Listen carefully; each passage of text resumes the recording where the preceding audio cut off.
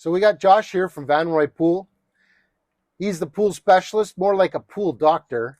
He's going to lead us through a 3-step process on how to properly close your pool. You want to let us know what it is, Josh? It's a pretty easy process. The first thing we're going to do is we got to drain down the water to about 6 inches below the return jets. The reason why we do that is to make room for rain and snow during the winter so that in the springtime your pool's not overflowing.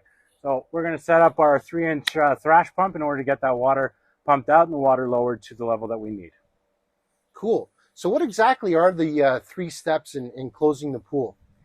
Main 3 steps is 1, lower the water, 2, evacuate all the water. So you want to make sure that you're getting water out of every possible area of the pool. That's including the pipes, the pumps, filters, heaters, everything. If there's water inside of anything, that leaves a chance for freezing and damage over the winter.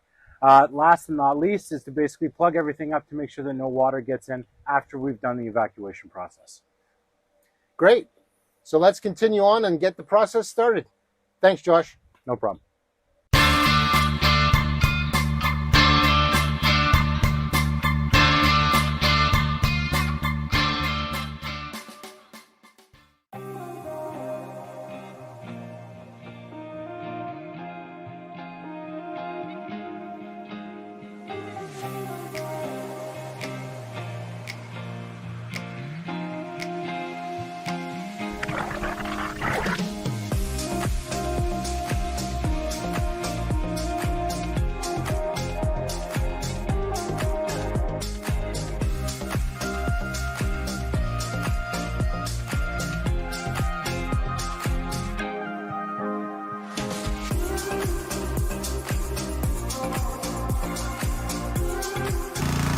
Okay guys, so while we got the pool draining, we're going to go ahead and do a few other things, mainly removing the ladder, removing the diving board, and start removing some of the outlets for the jets. So come on. Right, go down.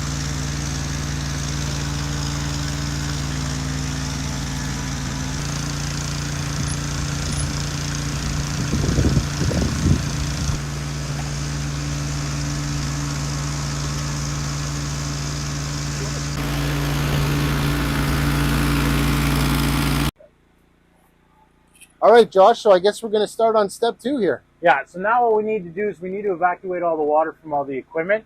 We're going to start piece by piece by piece, basically from the pump, because that's the first piece of equipment that sees water, into our filter, then from our filter to our heater, back from the heater to the salt system, back to the pool. So, pretty easy. Everything's got a drain plug on it. So, your pump's got one on the side here.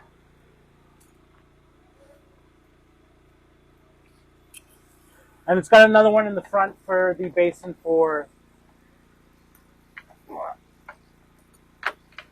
the basket. So Josh, do we leave that pump there all winter, or do we have to put it away, or what do we do? It's optional. You can leave the pump. You can leave the pump out for the winter. They are designed to be subjected to the elements of winter. Some people put tarps over them. Some people bring them inside just for peace of mind, but they can stay outside with no worry. So, once we've got the plugs out of the pump, we're going to take the plug off the filter as well and drain the barrel.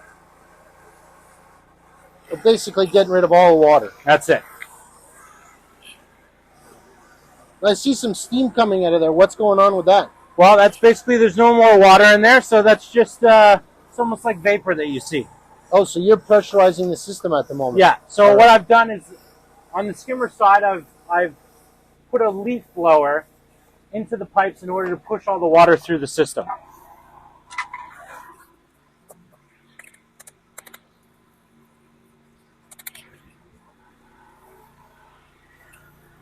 So basically what we're going to be doing is we're going to be blowing air until most of the water is all gone.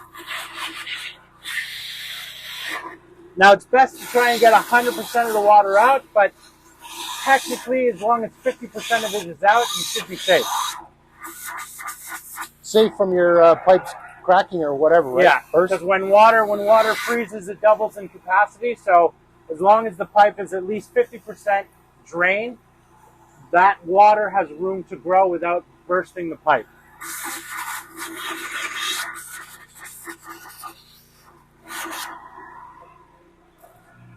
Grab my sponge.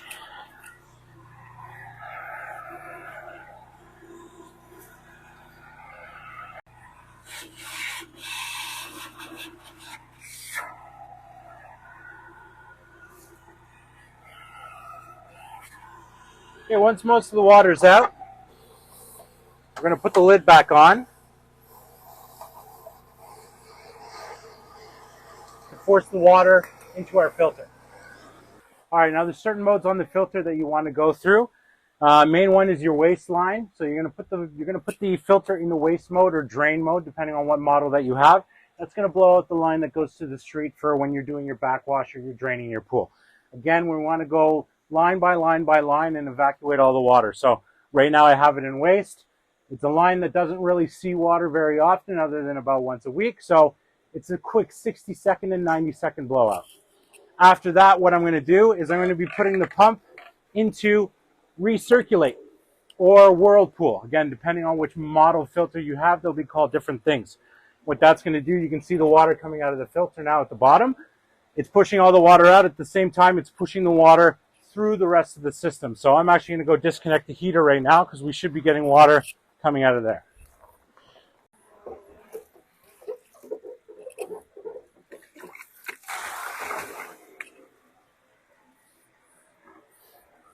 Well, that's quite a bit of water in there. That would cause some damage if that froze. Absolutely, and this is one of the most expensive pieces of equipment that you have. A heater can run you anywhere from $4,000 to $6,000. So you really want to make sure that you're emptying this properly. We actually, as an extra precaution, we will take our blower and go directly into the heater to make sure that everything is out. Some people like to put antifreeze inside the heater. We don't do that. The main reason being is in the springtime, you don't want the antifreeze to go back into the pool. It can mess with the chemicals that are trying to work to get your pool clean. So the only place we're really putting antifreeze is in the skimmer, and that gets flushed out on waste mode in the spring. Nothing else really needs antifreeze. So once this is blown out,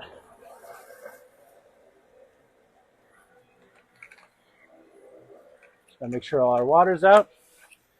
You're always going to want to twist your valves. The reason why you want to do that is inside here it's a ball valve, so the ball does roll. There is water that gets around that ball, so you want to give this a couple turns back and forth just to make sure all that water does get out.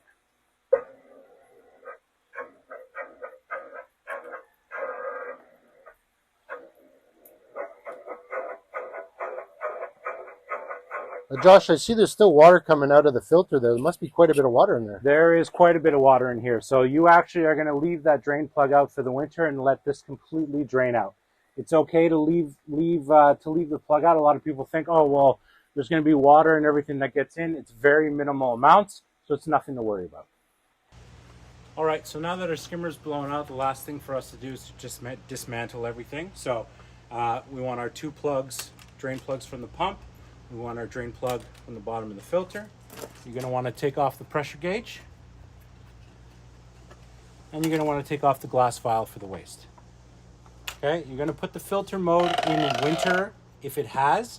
If it doesn't have a winter mode, all you want to do is basically have it stuck in between modes so the diffuser gasket is up off the ground. Okay, so that we don't lose anything. I put everything inside the pump basket and I stick it back inside the pump.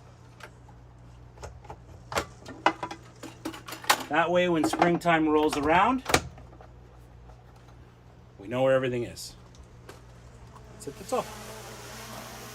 Okay, another thing, all these valves, as I explained before, there's balls on the inside of them. So when you are leaving them for the winter, you want to leave them half open. Don't leave them fully open and don't leave them fully closed. You want that ball in the half position so that water can escape. We also have a salt system with this pool. Salt system is another expensive piece of equipment. Now, these are pretty mobile, so what we do is we remove them entirely. We bring them inside into a heated area for the winter.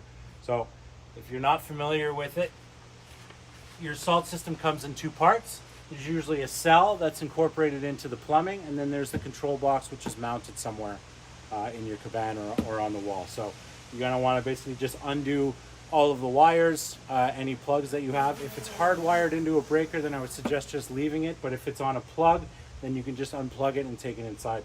This one happens to be hardwired, so we're going to be leaving this guy in, but we are going to take out the cell. Because again, if this cell breaks, I think the price these days for these guys are about $1,000. So that's an easy mistake to make and an expensive one. So we unplug the wire and then we just take that in for the winter. Nice and safe. Okay, so now that we've done our blowouts, what we're going to do is we're going to protect the skimmer elbow with some antifreeze. So take our blower out.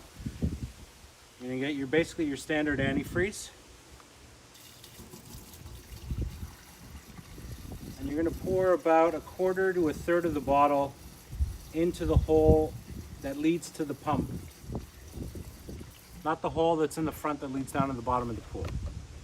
Okay, once that's in, we're going to give it a quick blow just to send the antifreeze up the line a bit.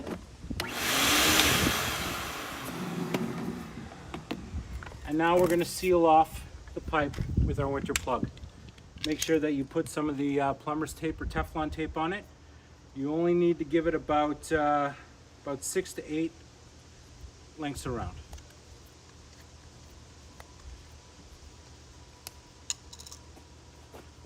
Make sure you don't cross thread. Put it in until it's nice and hand tight. And then tighten it up with a pair of pliers, or we have a specialized stem that attaches to the plug.